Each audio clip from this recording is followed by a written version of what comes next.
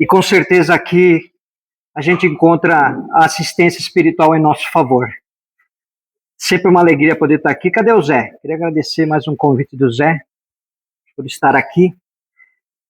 Eu não chamo de palestra, sabe? Porque é provocar reflexão, né? Para a gente pensar junto sobre algum tema. E o tema, ele se chama o seguinte: enquanto há tempo. A gente já aprendeu, já sabe, né? Independente do que a gente aprende aqui no núcleo, todo mundo sabe que a gente não vai viver neste corpo para sempre, não é? Que a vida é passageira. Já sabemos disso. No entanto, essa vida material que a gente tem neste mundo nos ocupa muito a mente com as preocupações. Tem alguém aqui que não tem preocupação? Vem aqui na frente para a gente conhecer, por favor. Alguém não tem preocupação? Alguém aqui não é ansioso? Nem os espíritos levantaram a mão. Porque preocupação, ansiedade fazem parte, não é? Aliás, preocupações e ansiedades ocupam demais a nossa mente, não é? A vida está sempre nos provocando aí, mexendo com o nosso chão em alguma coisa. É saúde, é financeiro, é de relacionamento, é perda de ente querido. E faz parte dessa escola que é esse mundo aqui. Ou seja, a gente está sempre com a mente ocupada. E geralmente com essas preocupações. Muitas vezes a gente mal põe o pé fora da cama e já agradece a grande bênção que nós, apesar de todas as preocupações, que nós já recebemos. Alguém saberia me dizer qual é? A vida? Acordar? Porque ninguém tem controle sobre isso, né? Amanhã é quarta-feira. Ela já existe? Ela é só uma esperança. Oxalá que despertemos a quarta-feira também, mas, de fato, nós não temos controle sobre isso. Aliás, pouca coisa nós temos controle sobre isso. Aliás, sobre a vida, né? Sobre as coisas. Pouca coisa a gente controla. A gente mal se controla, né? Diante de algumas situações. Aliás, esse é o desafio do ansioso, né? Ele querer controlar uma situação que ele não tem controle. E por isso criar essa ansiedade de algo que talvez nem aconteça. E aí toma conta a preocupação e tudo mais. Nós sabemos que a morte não existe. No entanto, sabemos que estamos aqui de passagem. Aqui não é casa. Aqui é caminho. E como a gente se deixa tomar muito por essas preocupações, a gente se esquece até que vai desencarnar. É claro que eu tenho um amigo meu que ele fala que trabalhava comigo, né? Ele falava, nossa, mas vocês espíritas só falam na morte, né? Morte, morte. Eu falei, não, mas a gente fala na morte para tentar viver melhor. Porque pensar na morte, dependendo como você olha, como você pensa sobre ela, o objetivo é para que você valorize a vida, uma vez que sabemos que estamos de passagem. Só que como a gente vive nesse piloto automático, é evidente que a gente não pensa nisso. Porque a gente realmente vive num piloto automático. Então, a gente acorda de manhã, muita gente já vai para onde? Para o celular. Já acorda preocupado com as coisas que tem que correr atrás daquele dia, as obrigações, a consulta médica, a reunião, enfim. Então a gente vive nesse piloto automático, nos esquecendo que nós somos espíritos. Eu sempre costumo dizer que eu não sou o Jair, eu estou o Jair. Assim como cada um está essa persona, o João, a Maria, a Renata, o Mário, o Jorge. Você está essa persona, você é um espírito que tem esse avatar, esse corpo, para se manifestar aqui. Então a gente se deixa por demais tomar por essas preocupações. E dentro desse contexto, deste mundo, a gente está sempre lidando com a contrariedade, com a decepção, com a mágoa, com o ressentimento, com a injustiça, N situações. Que muitas vezes as pessoas são instrumentos no nosso caminho, seja da família ou fora dela, e que nos provoca essas situações. Quando não, nós somos instrumentos. Né? E às vezes nem percebemos que somos esses instrumentos. De alguma dor, de algum ressentimento para alguém. E tudo isso faz parte do contexto. Mas a proposta dessa noite, desse tema Enquanto há Tempo, é para que a gente reflita o seguinte: quando a gente trabalha num trabalho de desobsessão, o que é o trabalho de desobsessão? É o atendimento aos espíritos que já desencarnaram, né, através do fenômeno da mediunidade. Então o médium recebe aquele espírito e o esclarecedor, como muitos chamam de doutrinador, né, mas não é o correto, porque doutrinador é impor doutrina, né? A ideia não é essa, a ideia é acolher, esclarecer o espírito. E aí aquele espírito vem, tem os sofredores, uma grande maioria, e tem os obsessores, aqueles que já fazem influência, interferem na vida das pessoas por maldade mesmo, seja por vínculo do passado ou simplesmente por despeito. Mas a gente está falando aqui do espírito sofredor. E é muito comum quem trabalha com a desobsessão encontrar espíritos ainda preocupados, porque muitos deles não perceberam que desencarnaram. Como que pode eu não perceber que eu desencarnei? Pode. E tem muito. Andando no metrô, andando no ônibus, entrando na casa das pessoas, porque uma casa sem evangelho no lar é uma casa de portas e janelas abertas, né? Quando você deixa portas e janelas abertas da sua casa todo o tempo e o tempo todo, vai entrar o quê? Pó, bichinho, inseto, vai entrar de tudo, né? Então é como se a gente deixe uma casa sem evangelho, é como se deixasse a casa de janelas e portas abertas do astral, né? Do mundo espiritual. E esses espíritos que às vezes não tem nada a ver com você, ele entra na sua casa, ele fica lá um pouco, ele participa. Enfim. Então a gente observa nesse trabalho de desobsessão espíritos que estão ainda apegados às coisas deste mundo, preocupados, ansiosos. Alguns reconhecem que já partiram, outros não. E por que eles não seguiram o caminho dele? Por conta desse apego, né? Existe um termo na Umbanda que a gente chama de que está aterrado, né? Ainda está aterrado aqui. Ele ainda não se encontrou. E tudo isso por quê? Por consequência do modo de vida que ele levou. Lembrando que Deus é amor, justo e bom, portanto, Deus não pune, não castiga, nada disso. Isso tudo é uma interpretação de outras ideias, de outras filosofias. Porque não faz sentido um Deus amoroso, justo e bom, querer o mal do seu filho, punir o seu filho. Somos nós que nos punimos, com o nosso livre arbítrio, ou seja, as escolhas que a gente faz na vida. É claro que muitas escolhas a gente tenta fazer certo, tenta acertar e não dá certo, porque em tudo há um aprendizado.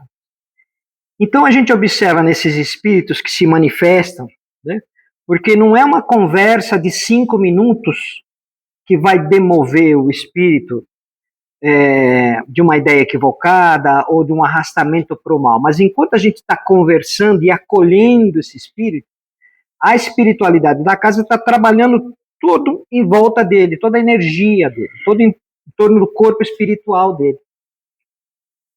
E é muito comum os relatos de arrependimentos.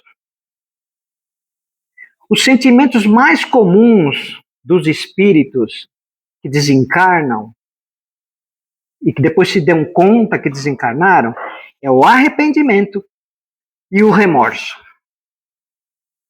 Alguém já sentiu remorso? Arrependimento é mais comum, né? Porque no mundo espiritual a dor ela é moral, não é física. Porque não faz sentido, se eu desencarnei, não faz sentido eu, como espírito, sentir dor, sentir fome, sentir sede. Embora no trabalho de desobsessão apareça um espírito sentindo fome, sentindo sede, sentindo dor, às vezes até em função da morte que fez ele desencarnar, sentir sangrando. Como que pode isso? A gente aprende na doutrina que tudo é na mente do espírito. Aquilo reverbera, aquela dor, aquela fome, aquele frio, eventualmente que ele está sentindo, reverbera na mente dele por conta do apego ainda muito grande desse corpo espiritual dele, ainda que não se desligou totalmente do corpo físico. Tem espírito que vê a própria putrefação do corpo que desencarnou. Isso é um horror para o espírito. É um horror. Então ele entra nessa perturbação, dessa transição, né? Ainda que ele esteja por aqui. E quando ele está por aqui, ele está ainda nesta perturbação. Então o propósito do trabalho é acolher, acalmar o espírito. Então imaginem que eu esteja ladeado aqui, do lado esquerdo de vocês, um espírito, assim como eu disse, sofrendo, com apego, sentindo frio, sentindo fome e tudo mais. E desse lado aqui, um espírito já mais consciente, né? O pessoal chama de mentor, de anjo de guarda, chame como quiser, de anjo de luz, né? Um espírito mais consciente da condição dele, já passou muitas etapas, né? Sabe manipular as energias do outro lado, que é o que eles fazem nos tratamentos, na cromoterapia e tudo mais. Aí esse espírito mais esclarecido vai ajudar esse aqui. Como que ele vai ajudar? Porque esse aqui, às vezes ele está tão transtornado na sua perturbação que ele não se deu conta de muitas coisas. Vou dar um exemplo. Imagine uma pessoa que tem um surto psicótico. Ela tem um surto psicótico, ela começa a gritar, a ver coisas e tudo mais, aí alguém, amigos ou família, pega, vai te socorrer, vai levar para o hospital. Ela não está percebendo as pessoas em volta dela, ela não está percebendo que ela foi colocada num carro, numa ambulância, talvez ela não percebeu ainda nem que já chegou no hospital. Por quê? Porque a mente dela está toda ocupada com aquele surto, ela está envolvida com aqueles pensamentos. É o que acontece com o espírito assim, com relação a essas reverberações mentais que ele tem de frio, de fome, ou se ele deu cabo da própria vida, né? A cena sempre na mente dele, como num looping, sempre se repetindo, né? Então isso cria um horror nele. Aí esse mais esclarecido vai acudir, vai acolher, vai socorrer esse aqui. Como? Falando de imediato não dá, porque ele está nesse surto, né? Nessa perturbação. Então ele vai, se ele está com frio, esse espírito ele vai manipular as energias e a gente chama de plasmar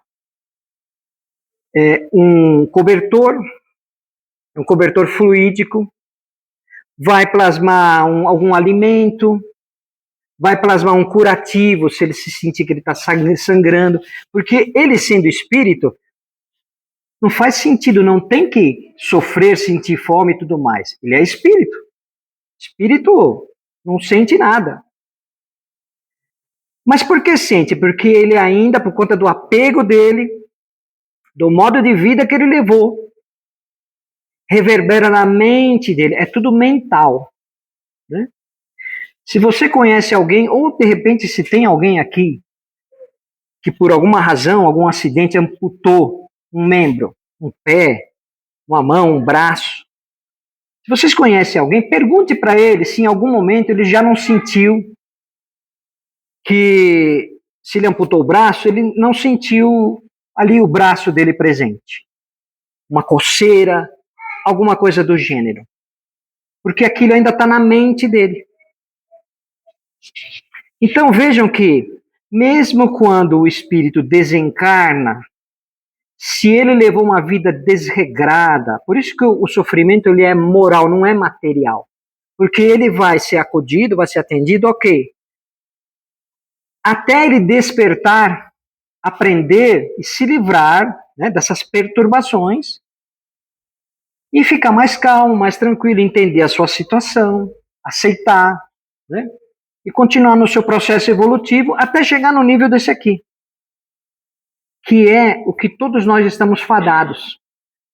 Porque Deus não criou nenhum espírito já perfeito, porque seria injustiça, né? Imagina se Deus já criasse o anjo. Não precisa passar por encarnação, não precisa passar por problema, não precisa passar por desafio. Não, já foi criado perfeito. Já foi criado um anjo. Pô, peraí, Senhor. O Senhor me criou aqui sofrendo, tal, com os meus problemas, e o outro não. Não é assim. Deus é justo. Esse aí, ele conquistou através das sucessivas experiências, porque a gente só tem uma vida, gente. Mas várias encarnações. Ora aqui, ora lá. Ora aqui, ora lá. Mas a vida é uma só. Então ele conquistou. Então por que a gente está falando isso? Porque enquanto há tempo, enquanto estamos por aqui, a gente precisa aprender a não colocar o nosso foco de vida apenas nas preocupações, que é o que a gente normalmente faz. Por isso que esse que eu chamo de psicoterapeuta da humanidade, Jesus, Yeshua, ele não nos ensinou só a orar. O que ele falou antes? Alguém lembra? Vigiai e orai. Vigiai a quem? A si mesmo, aos seus pensamentos. Porque os nossos pensamentos focam muito facilmente no negativo.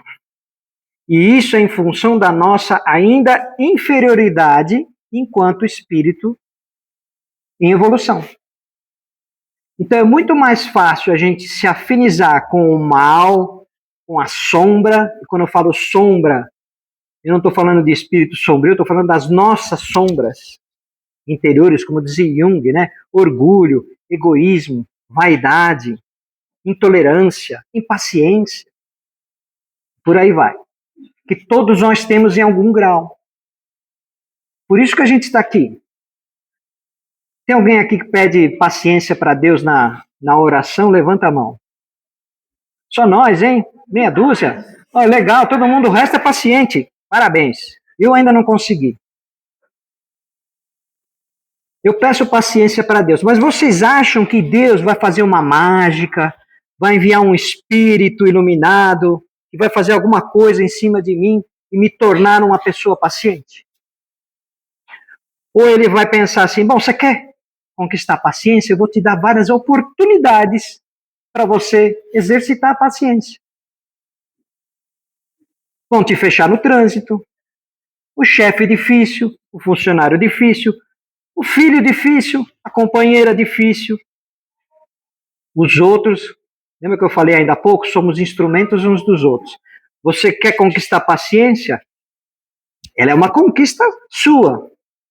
Então a vida vai nos provocar nesses exercícios. Por isso que a gente não entende, porque a gente naturalmente, em função dessa nossa ainda incompreensão e imaturidade espiritual, a gente acha que toda dor, todo sofrimento, né, quando não é uma punição de Deus, o que não faz o menor sentido, porque a gente disse que Deus é amor, a gente não entende que a dor acontece na nossa vida, que ela tem um propósito. A dor é uma grande professora. Ela cobra caro, mas ensina muito bem. desde que você tenha esse olhar mais espiritualizado sobre a sua vida. Só que qual que é o instinto ainda da gente?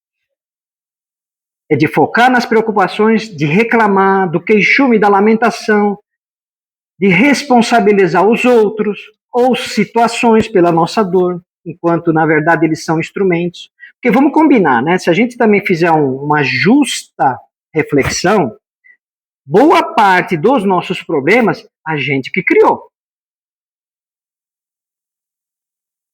Agiu impulsivamente, falou sem pensar, agiu sem pensar, confiou demais, criou expectativa demais, jogou a sua felicidade no colo do outro. Escolhas. Escolhas geram consequências. Então, se a gente, na intimidade da nossa prece, fizer uma justa reflexão, porque às vezes a gente não entende, e cabe a gente pedir, Senhor, espíritos amigos, me ajuda aqui a entender o que eu preciso mudar em mim. Porque o mais comum é a gente pedir para Deus, Senhor, tira essas pedras do meu caminho para eu ser feliz. Ou então a gente pensa assim, nossa, quando eu pagar aquela dívida, eu vou ficar feliz. Quando tal coisa acontecer, eu vou ficar bem. Quando isto, quando aquilo, quer dizer, a nossa mente que vai determinando que você só vai ficar bem quando isso, aquilo acontecer. Mas será que precisa ser assim? Será que o certo não é a gente pedir para a espiritualidade que se importa com o nosso bem e que não é só desta casa, né? Porque a gente vem aqui acompanhados de amigos espirituais vinculados ao nosso coração. Tem muitos deles aqui hoje. Talvez um avô, uma avó, um tio, uma tia, já desencarnado. Talvez alguém até que você nem conheceu nessa vida, mas te inspirou em algum momento a vir aqui. Então vejam que a proposta do Enquanto há Tempo é para que a gente abra a nossa mente. Tem um médico, esse médico ele trabalha com pacientes terminais, aqueles que já não têm mais solução. Está ali já internado, não tem, vai morrer em pouco tempo. Aqueles que ainda estão conscientes, ele resolveu fazer uma espécie de pesquisa. E ele fazia apenas uma pergunta para cada um deles. E a pergunta era o seguinte: se você pudesse voltar alguns poucos anos atrás, o que você faria? Nenhum deles falou, eu teria investido melhor o meu dinheiro, eu teria comprado uma casa na praia, ou não teria comprado uma casa na praia, eu teria... Nenhum deles falou nada relacionado a coisas materiais. Todos eles falaram de coisas semelhantes do tipo, eu teria dado mais atenção à minha família. Eu teria acompanhado melhor o crescimento dos meus filhos. Eu não teria trabalhado tanto, me preocupado tanto, e a vida... Eu teria cuidado mais da minha saúde, porque eu não gostava de ir em médico. E agora eu estou aqui. Todos eles tinham uma questão moral. Por isso que, enquanto há tempo, a gente precisa rever como que a gente está lidando com a vida. A gente continua nesse piloto automático, nos convencendo que amanhã, oxalá que sim, que amanhã vamos estar vivos, mas quem é que garante? Não é só uma esperança amanhã? Então a gente vive como se não houvesse amanhã.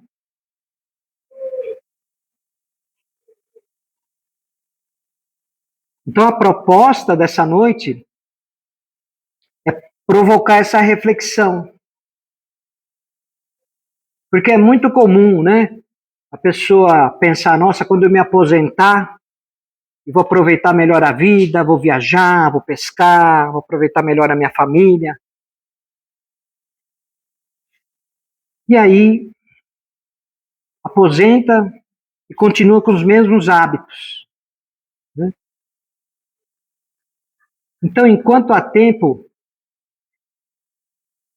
Tem uma frase que Jesus diz, ele fala assim, olha, quando vieres diante do altar apresentar a tua oferta, e se lembrar que o teu irmão tem alguma coisa contra você, ou você contra ele, deixa ali a tua oferta e vai primeiro se entender com o seu irmão.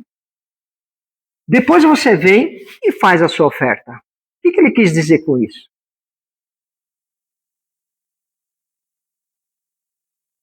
Aliás, essa parte está numa parte do Evangelho, no capítulo 10, que chama O Sacrifício Mais Agradável a Deus. Né? E lá fala sobre, porque na cultura, né, de várias culturas passadas, se faziam sacrifícios, né?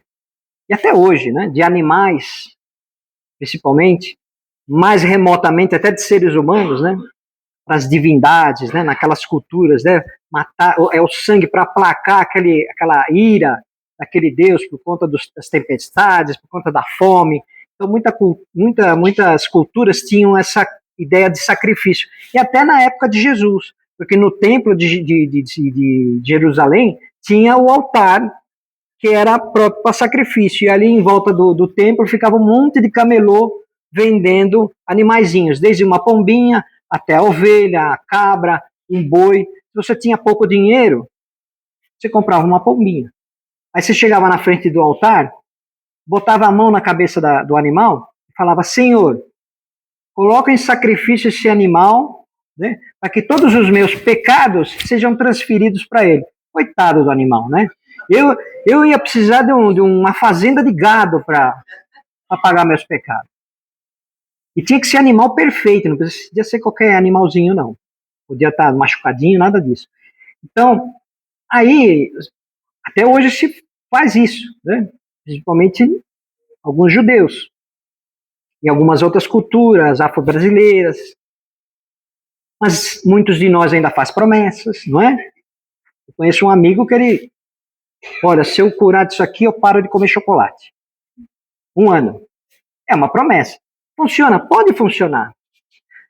Só que o sacrifício que Jesus veio dizer depois é o sacrifício moral. Não material, não da ação material. É o sacrifício moral. Primeiro é preciso reconhecer e admitir os próprios defeitos. Porque se a gente não admitir e reconhecer os nossos próprios defeitos, geralmente a gente não admite, muito facilmente a gente vê os defeitos nos outros, não os nossos. Então, admitir e reconhecer as próprias necessidades, as próprias dificuldades, e pedir a Deus, na intimidade da prece, que nos ajude a não focar tanto nessas preocupações, e que enquanto há tempo, que a gente ligue para aquela pessoa que muitas vezes por bobagem a gente brigou, um irmão, um pai, uma mãe, que a gente perdoe, ou que peça perdão enquanto há tempo, para que a gente diga mais eu te amo para as pessoas que realmente importam para nós. Por conta dessa loucura, dessa vida de piloto automático, a gente não presta atenção nas pessoas que nos amam. Então, enquanto há tempo, que a gente repense as nossas atitudes, o nosso olhar para a própria vida, para que a gente não seja surpreendido e fique num estado como esse espírito que eu citei aqui, perturbado, não entendendo.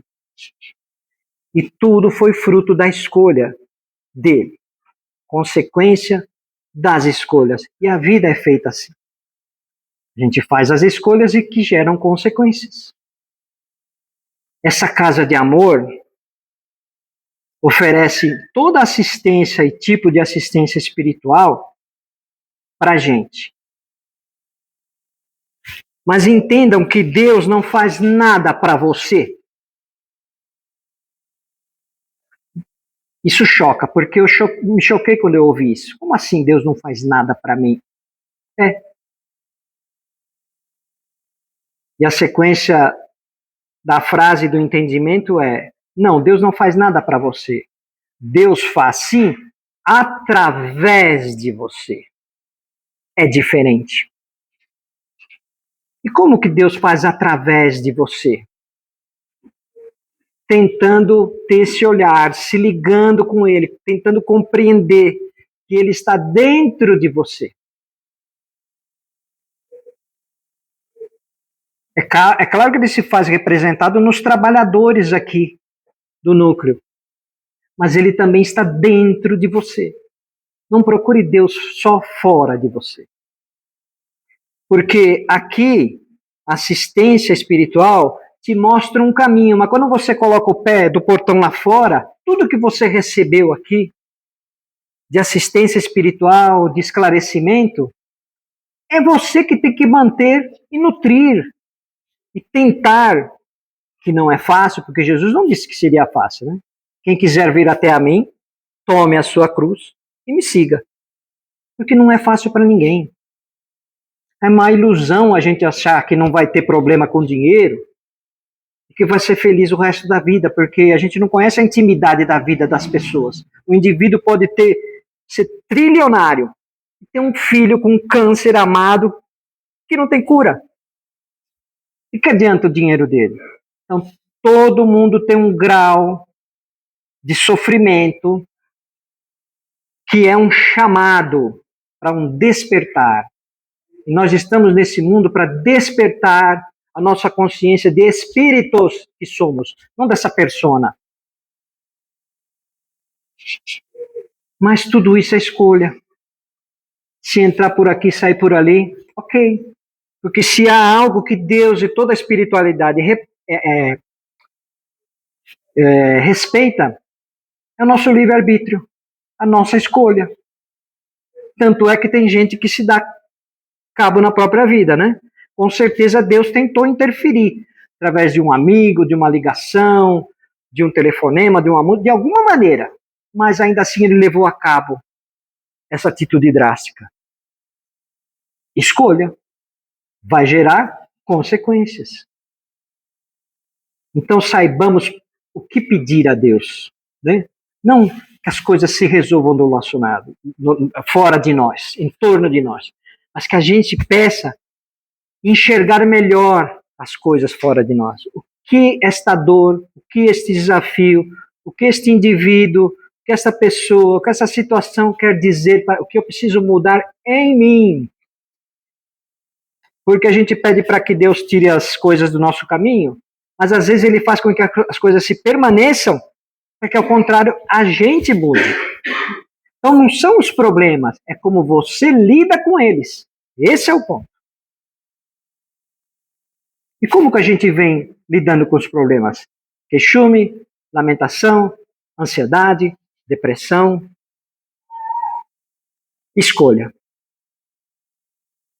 Então, enquanto há tempo, a gente repense, porque Deus nos ama profundamente e Ele está dentro de cada um de nós. Muito obrigado por terem me ouvido.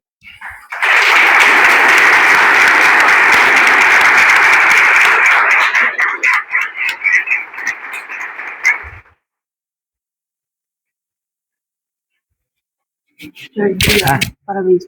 Microfone. Deus abençoe. Tirei. Ó, que pontual, né?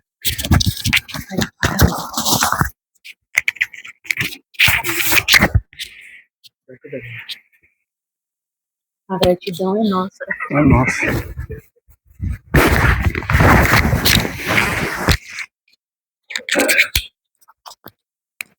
Vamos fazer uma prece?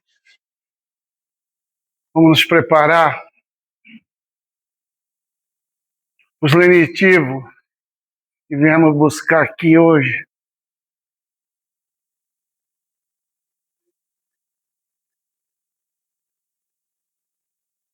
Primeiramente, agradecer o rapaz que fez a palestra. Agradecer a senhora. Que os trabalhadores hoje tenham muita força. Que todos possam dar o seu melhor nas atividades de ajudar os irmãos que estão aqui.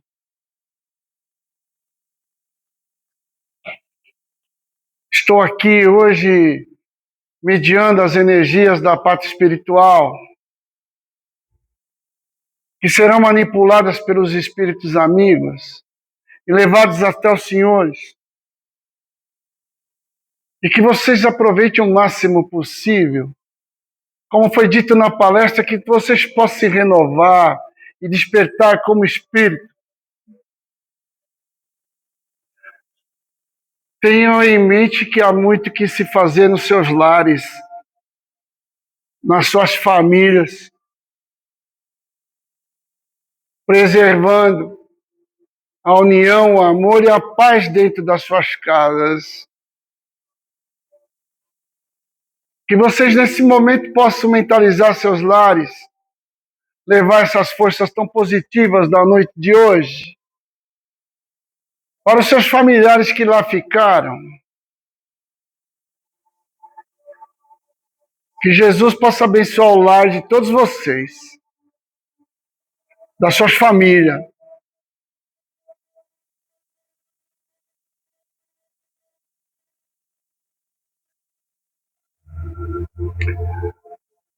Meu Mestre Jesus, que na noite de hoje todas as energias que vamos trabalhar aqui possam ser transformadas na paz, na harmonia e no amor supremo que você nos ensina.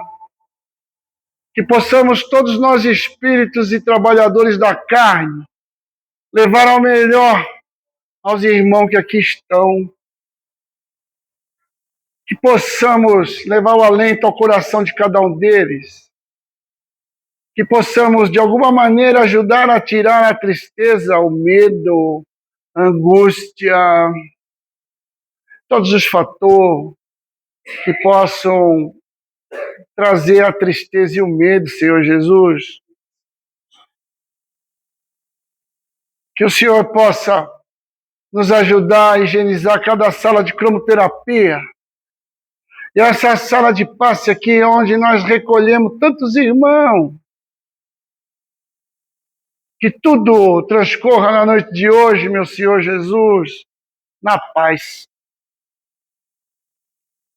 E rogo ao Senhor que nunca feche essa porta azul, que nunca falte os alimentos, mas principalmente que não falte a fé, que não falte a vontade de ajudar o próximo nesta casa.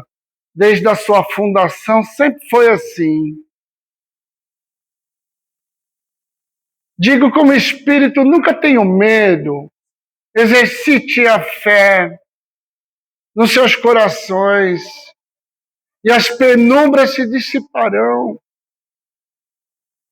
A todos que passarem na sua volta, não esqueça de dar o pão do alimento, mas também o pão do amor, de escutar, de abraçar e principalmente de salvar as pessoas.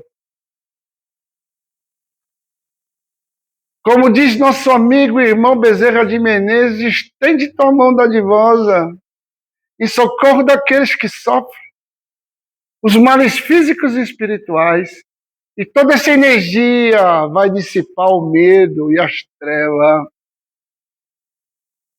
Este é o caminho da caridade que nos foi ensinado e que eu repasso a todos os senhores e senhoras ao mesmo tempo. Que tenha uma semana de muito progresso, de muita paz, muita harmonia, de muito trabalho.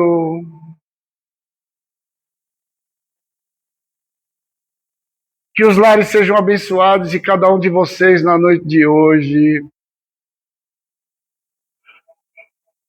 É a vontade de todos nós espíritos, desse trabalhador dessa casa aqui,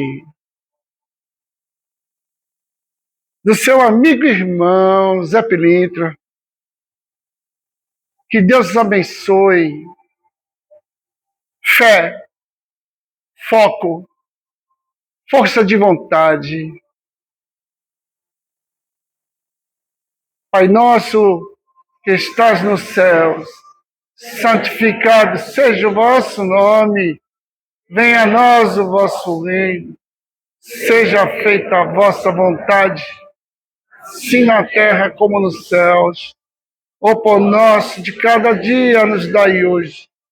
Perdoai as nossas ofensas, assim como nós perdoamos a quem nos tem ofendido, e não nos deixeis cair na tentação.